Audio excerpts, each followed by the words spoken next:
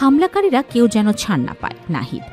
জাতীয় নাগরিক পার্টির এনসিপির আহ্বায়ক নাহিদ ইসলাম বলেছেন, গোপালগঞ্জের একজন নিরীহ মানুষকেও যেন হয়রানির শিকার না হতে হয়, কিন্তু হামলাকারীরা কেউ যেন ছাড় না পায়।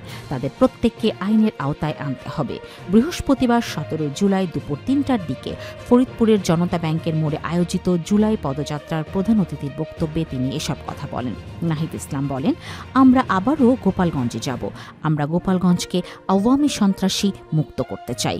যত বাধা আর হামলা হোক, আমাদের কেউ দাবিয়ে রাখতে পারবে না। আমাদের পদযাত্রা চলবেই। এনসিপির ফরিদপুর জেলা শাখার প্রধান সমন্বয়ক সৈয়দা নীলিমা দোলা সভাপতিত্বে এ সময় বক্তব্য রাখেন সদস্য সচিব আক্তার হোসেন, মুখ্য সমন্বয়ক নাসির উদ্দিন পাটোয়ারি, সমন্বয়ক উত্তরাঞ্চল সার্জিস আলম, সিনিয়র যুগ্ম আহ্বায়ক সামান্তা শারমিন, সিনিয়র যুগ্ম সদস্য সচিব ড তাসনিম জারা ও সমন্বয়ক দক্ষিণাঞ্চল হাসনাত আবদুল্লাহ প্রমুখ।